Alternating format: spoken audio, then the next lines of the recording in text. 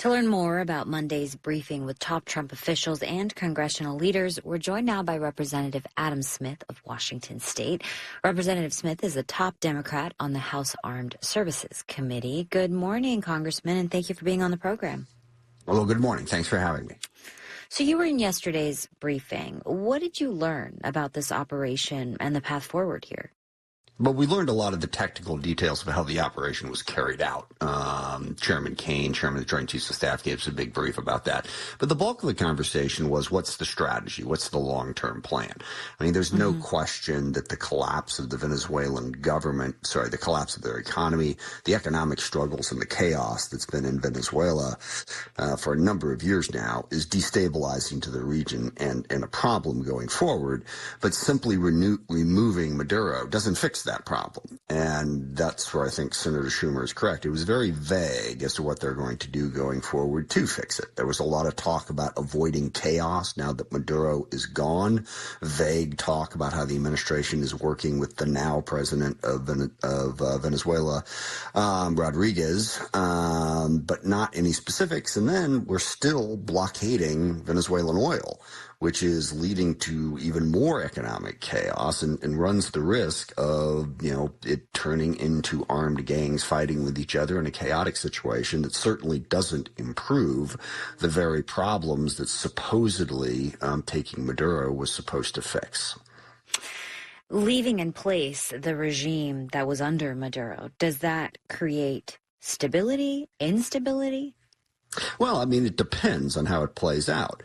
Yeah, I mean, there certainly would be a risk, if we tried to airdrop Mrs. Machado back into Venezuela and say, here's your new leader. Who's the opposition figure.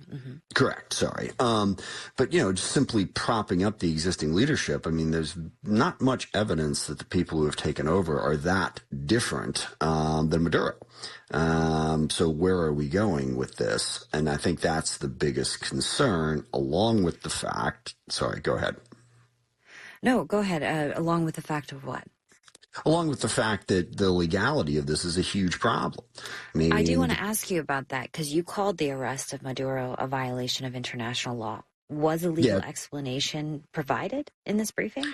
Not really. No, look, it's not even debatable. This is a violation of international law. You cannot violate another country's sovereignty in this way. I mean, you couldn't send an armed group of people in to snatch anybody off the street without the consent of the country, and certainly not their president. So there's no question that it's illegal, and the U.S. has signed on to the very UN charters that make that illegal. So it's also illegal under U.S. law.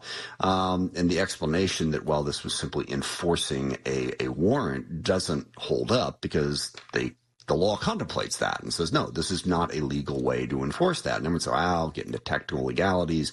Maduro was an awful, horrible person. And he was, by the way.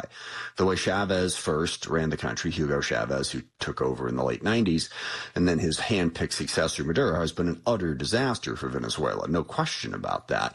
But there are a lot of countries in the world poorly run, and if the U.S. asserts its right that if we're strong enough, we can go ahead and do it regardless of the law, and now we're threatening Denmark that we're going to take Greenland by force, whether we do it or not, that undermines the rule of law across the world. And I think we ought to recognize that that is a problem.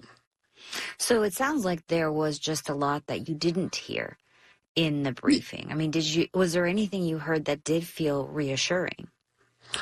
Well, I mean, they have a vague plan, and in the first 48 hours after this, it did not sound like they did. And by the way, President Trump's comment... And what is the vague plan? Yeah, well, first of all, the problem is President Trump comes out and says, basically we did this for the oil, and that, we have the right to do whatever we want, and we're, quote, running Venezuela. What does that mean? And remember that the power of Chavez was that he was standing up to U.S. imperialism, and that message resonates in Venezuela and Latin America, that the U.S. and other powers have exploited the resources in Latin America at the expense of the people.